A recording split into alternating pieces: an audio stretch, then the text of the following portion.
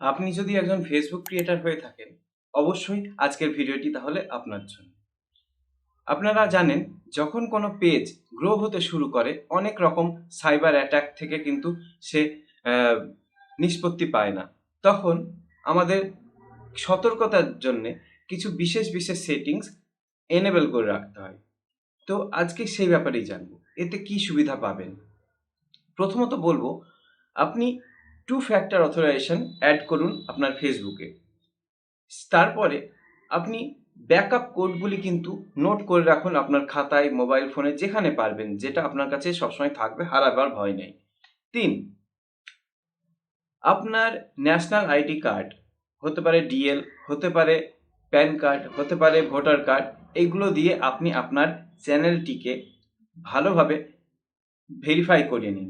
এটাকে বলা হচ্ছে আইডেন্টিটি কনফার্মেশন। এটা অনেকজন জানেন, আমি জানি, তবুও ফর রিমাইন্ডার, আপনার যখন মনে হবে যে এইগুলি করে রাখলে আপনার সেফ অ্যাকাউন্টটি, কিন্তু এরপরেও কিন্তু আপনাকে আরও কিছু জিনিস মাথায় রাখতে হবে। যেমন 6 মাস অন্তর আপনাকে কিন্তু নিজের পাসওয়ার্ড চেঞ্জ করতে হবে, যেখানে আপার কেস, লোয়ার কেস এবং স্পেশাল ক্যারেক্টার ইউজ করে আপনাকে কিন্তু পাসওয়ার্ডটি তৈরি করতে হবে, এবং সবচেয়ে ভালো হয় যদি আপনি সেটা 3 মাস অন্তর করতে পারেন। আজকের এই ছোট্ট ভিডিওটি ভালো লাগলে অবশ্যই আমাদের লাইক, কমেন্ট, শেয়ার করে দেবেন এবং চ্যানেলটিকে সাবস্ক্রাইব করবেন। তো স্টেপ বাই স্টেপ আমি বলে দিচ্ছি, আপনারা একটু নোট করে নিন। প্রথমত আপনাকে ফেসবুকে গিয়ে ফেসবুক 3 ডটস অ্যাকাউন্টে গিয়ে যেখানে সেটিংস অ্যান্ড প্রাইভেসি অপশন থাকে, সেখানে সেটিংসে ক্লিক করবেন। সেটিংস অ্যান্ড প্রাইভেসিতে ক্লিক করার পর সেটিংসে ক্লিক করবেন। দেন সার্চ বার আসবে, সার্চ বারে আপনি সরাসরি লিখে দেন আইডেন্টিটি কনফার্মেশন।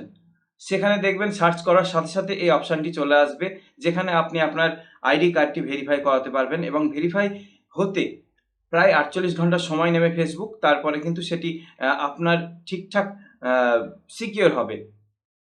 এবং এরই সাথে দেখবেন নিচের দিকে স্ক্রল করলে, আমি স্ক্রিনশট দিয়ে দেবো বা দিয়ে দিচ্ছি, যেখানে দেখতে পাচ্ছেন আপনি ফেসবুকের টু ফ্যাক্টর অথরাইজেশন, এই অপশানটিতে গিয়ে নিজের ফোন নাম্বারটি অ্যাড করে নেবেন, যেটা সবসময় চালু থাকে, কখনো বন্ধ হবে না। এতে আপনার ফেসবুক অ্যাকাউন্টটি আরও সেফ হলো। কোনো রকমভাবে কেউ পাসওয়ার্ড জেনে গেলেও লগ ইন করতে পারবে না। আপনার কাছে প্রথমে মেসেজ অ্যালার্ট বা কোনো রকম অ্যালার্ট আসবেই, কিংবা আপনাকে নিজের ফোন থেকে অ্যাপ্রুভাল দিতে হবে কাউকে অ্যাকাউন্ট ওপেন করতে হলে।